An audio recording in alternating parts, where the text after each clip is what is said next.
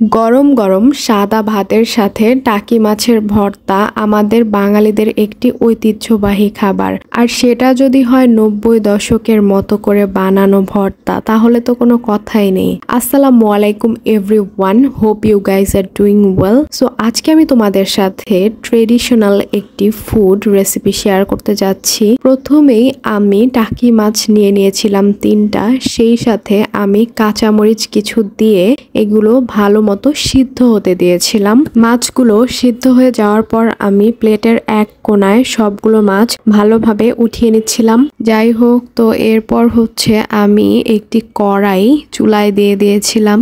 এরপর আমি দিয়ে দিয়েছিলাম সরিষার তেল, সেই সাথে শুকনো মরিচ। তো শুকনো মরিচগুলো বেশ কিছুক্ষণ টালার পরে আমি যে সিদ্ধ করা মাছগুলো ছিল সেগুলো থেকে আমি কাটা ছাড়িয়ে নিচ্ছিলাম। তো তারপর আমি একটি প্লেটে তেলে রাখা শুকনো মরিচগুলো ভালো মতো হাত দিয়ে মেখে নিচ্ছিলাম। সেই সাথে পেঁয়াজ, মরিচ, ধনেপাতা যা কিছু ছিল সবকিছু একসাথে মেখে আমি মাছগুলো ছেড়ে দিয়েছিলাম। তো এরপর মাছগুলো সব একসাথে মেখে হালকা কিছু তেল দিয়ে স্বাদ মতো লবণ টবণ সবকিছু দিয়ে সুন্দর মতো মেখে আমি পরিবেশন করে নিয়েছিলাম। তো যাই হোক, এটা আমার অনেক পছন্দের একটা ভর্তা রেসিপি। তোমরা চাইলে তোমরাও বাসায় ট্রাই করে দেখতে পারো, খুবই ভালো লাগবে খেতে। আর শীতের দিনে এটা যদি তোমরা ডাইনিং টেবিলে রাখো তাহলে তো কোনো কথাই নেই, সবাই অনেক মজা করে আসলে ভাত খেতে পারবে। তো এটাকে আসলে 90 দশকের ভর্তাই বলা হয়, কারণ 90 দশকে আসলে খুব সিম্পল ভাবে ভর্তাটা মেক করা হতো।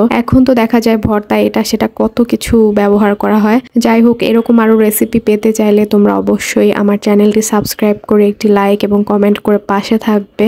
দেখা হবে পরে আবার অন্য কোনো রেসিপিতে। আল্লাহ হাফেজ।